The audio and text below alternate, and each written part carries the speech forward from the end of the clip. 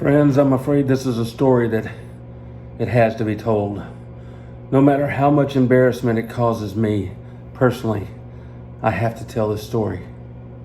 At approximately 6:28 a.m. this morning, I left my house to do the maintenance on the vehicles as I normally do before I partake in driving all the 45 minutes to my work.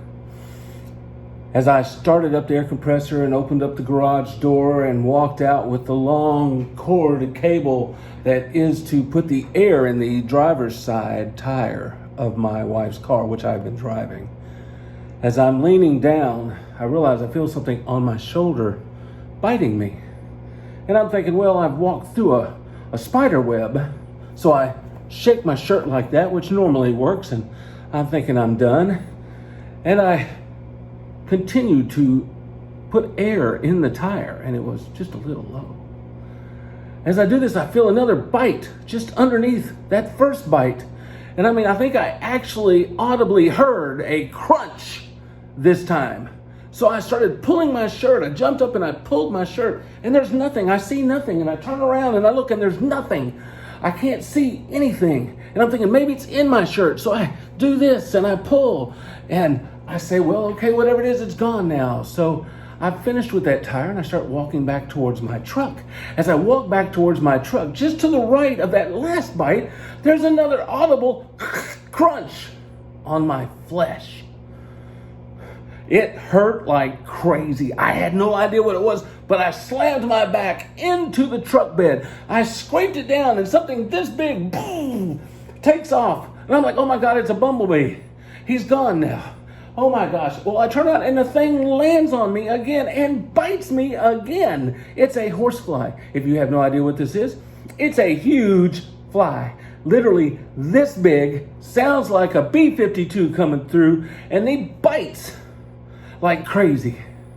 So he bit me again, and I sit there and I fight with him for a little bit, and I turn around and I realize he's following me. Have I made this guy mad? I have no idea why he's following me, but he is following me, and he's landing on me, and as he's landing on me, he is biting the crap out of me.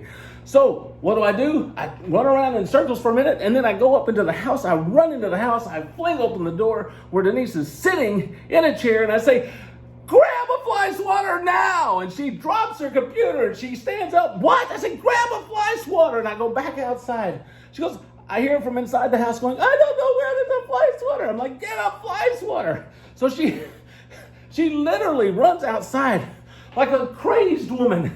And I'm standing there. She goes, I don't see anything. I said, this thing is on me. It's chasing me. And she said, wait a minute, it's behind you. I see it. And she goes, oh my God, what is it? I said, just hit it. And she looks at me, she goes, but I don't want to hurt you. I said, I don't care. He's biting me. I can't get him off. And next thing I know, whack, she hits me, and I hear the thing that nobody wants to hear. Oh my God, I missed him. And the next thing you know, the thing comes around, lands on my left nipple, and literally starts biting on it like a pit bull chewing on a bone. Denise walks around from the side, whack, she hits it. She misses it again. She is literally taking out 31 years of aggression on my idiocy right now in front of the whole world. Okay. The thing flies around my back, lands on my back. Denise, whack, hits it. She gets it. And then the thing falls on the ground. And then she sits there and she's pounding it like a crazed mother trying to protect its baby from a dingo. Die, die, die. And I'm yelling at it, die, you bastard, die. And about that time, you know what happens? Two more come around. They come around and they're flying around the car, and she's like, oh my God. The thing lands on my back, bites me. She takes another smack at it. Yeah, it was that bad. She takes another smack at it. She misses. The thing flies around her, lands on the car.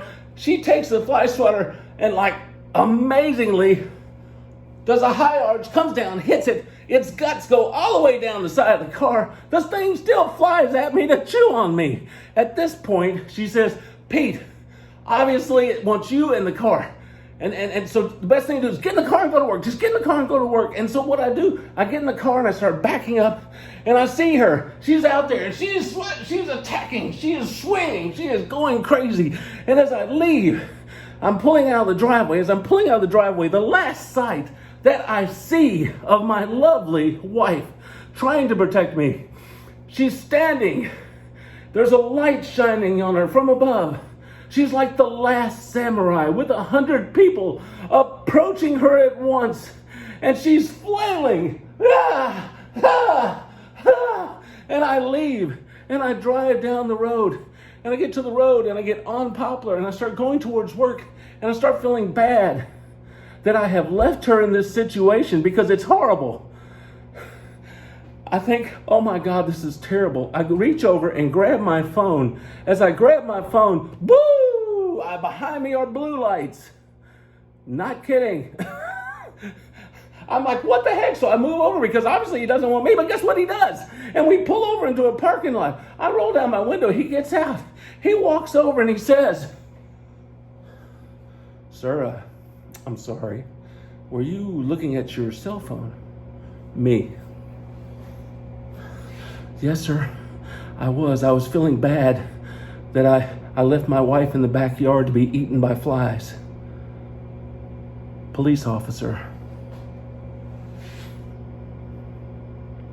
"Sir, I'm afraid I'm going to have to ask you to slowly get out of the vehicle. Stay calm. Please exit the vehicle."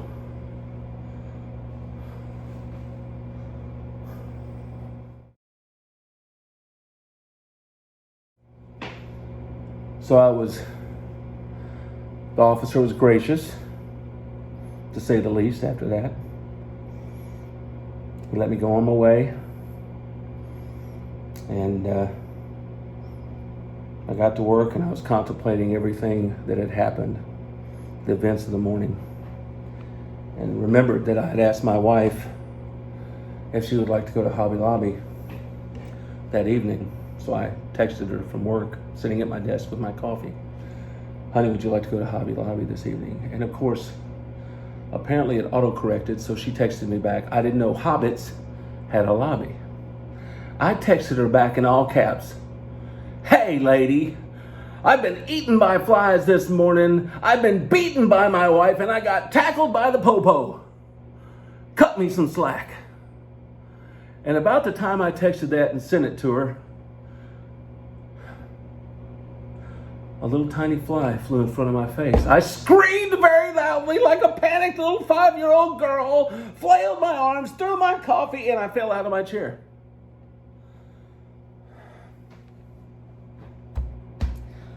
Some days it be like that. You just can't make that stuff up.